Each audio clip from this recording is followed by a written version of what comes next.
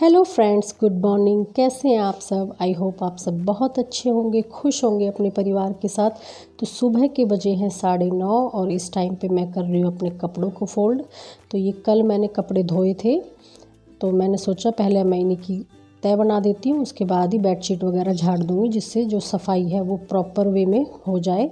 क्योंकि जब तक बेडशीट वगैरह झाड़ते नहीं है तो सफाई अच्छी तरीके से नहीं हो पाती है। तो कपड़े मैंने तय बना के रख दिए थे, उसके साथ ही मैं यहाँ पे बेडशीट झाड़ रही हूँ। जो ब्लैंकेट है उसको भी झाड़ रही हूँ, क्योंकि ना बिछे बिछे उस पर भी बहुत धूल जम जाती है, चारों तरफ से दरवाजे खुले रहते हैं, तो इसलिए मैं उसे भी झाड़ के रख दिया है। और बेडशीट को अच्छी तरह से झाड़ के मैं बिछा रही हूँ, ताकि जो सफाई बाद में हो तो वो अच्छे तरीके से हो जाए।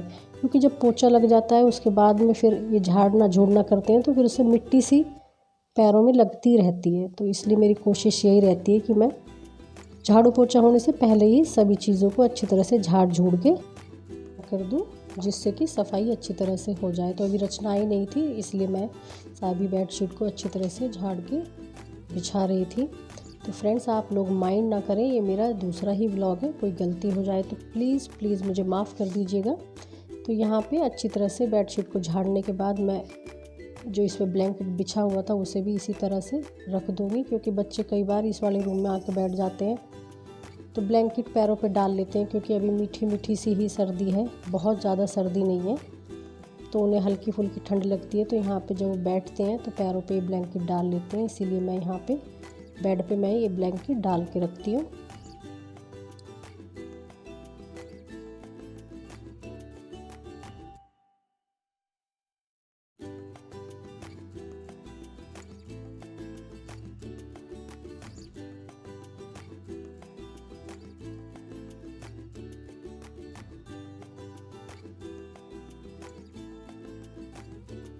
और यहाँ पे मैं दूसरे रूम में आ गई हूँ। तो यहाँ पे अनिकेत और रुद्रांश की क्लास लगी हुई थी, तो थोड़ा सा गैप मिला था इनको, तो दोनों भाई अपने फ़ोन में लगे हुए हैं। यहाँ पे इनके डैडी जो है वो फ्रूट्स खा रहे थे, तो मैंने इस रूम को छोड़ दिया और इनसे हेलो के लिए मैंने बोला, तो फिर ये हेलो कर रहे थे।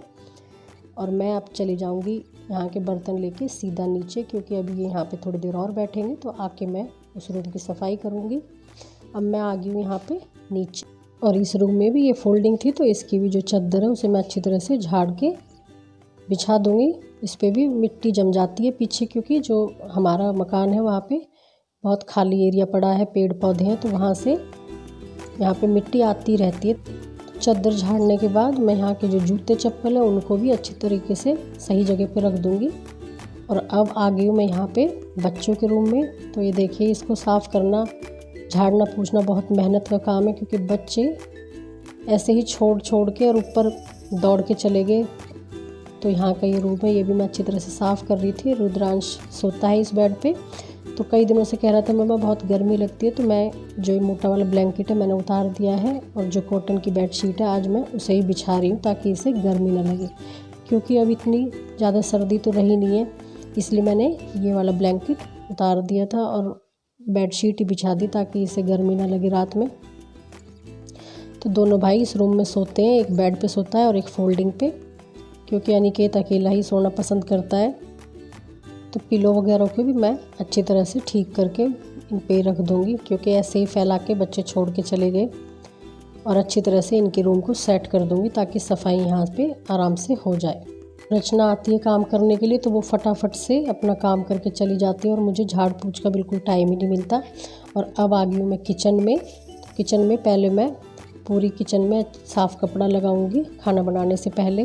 गैस को और स्लैब वगैरह सभी चीज़ को अच्छी तरह से मैं साफ़ कर लूँगी, क्योंकि मैंने आपको पहले ही बताया पीछे खाली एरिया पड़ा है मेरे मकान के, तो वहाँ पे से मिट्टी आती रहती है। हवा चल रही थी 3-4 दिन से, तो मिट्टी पूरे किचन में रेत सा स्लैब पे जमा हो जाता है। तो खाना वगैरह बनाने से पहले मैं सभी को अच्छी तरह से साफ़ कर लूँगी।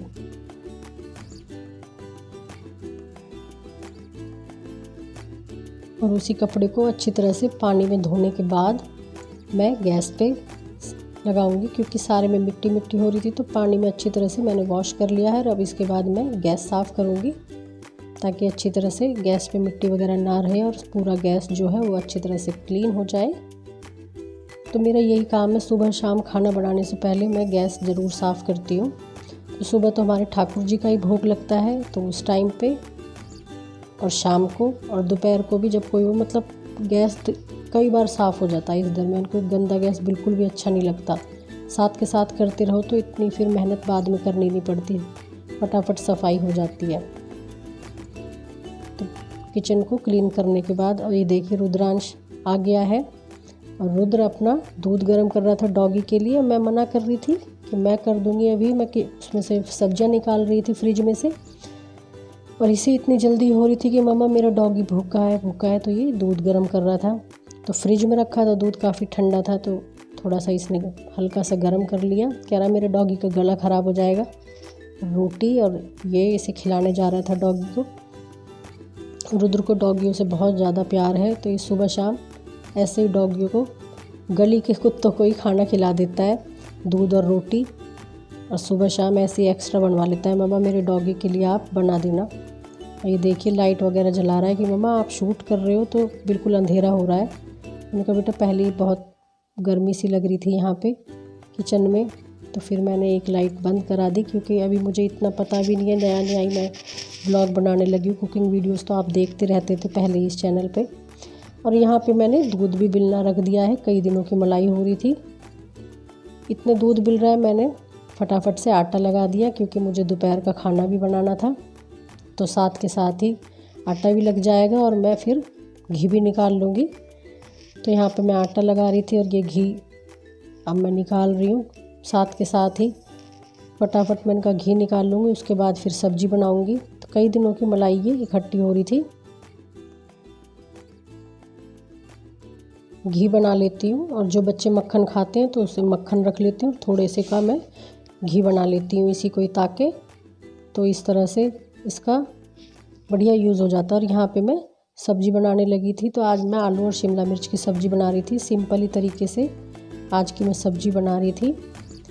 तो मैंने यहाँ पे तेल गरम करके उसमें जीरा डाल दिया था, और उसके बाद लहसुन अदरक प्याज डाल दिए थे। उन्हें अच्छी तरह भूनने के बाद मैंने यहाँ पे 2 टमाटर कद्दूकस कर लिए थे, उनको डाल दिया था।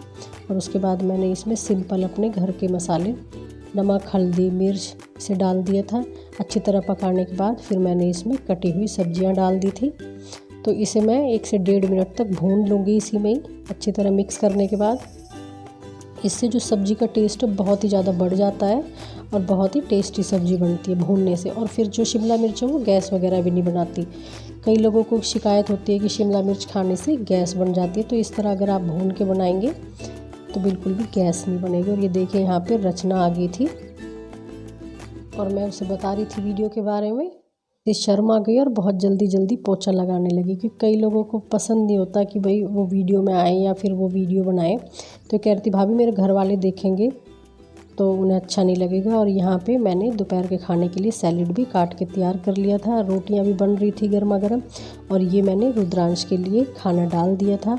तो फ्रेंड्स आप भी आ जाइए, गर्मा गर्म खाना खा लीजिए। फ्रेंड्स आज के लिए इतना ही, मिलते हैं नेक्स्ट व्लॉग में, तब तक के लिए बाय बाय।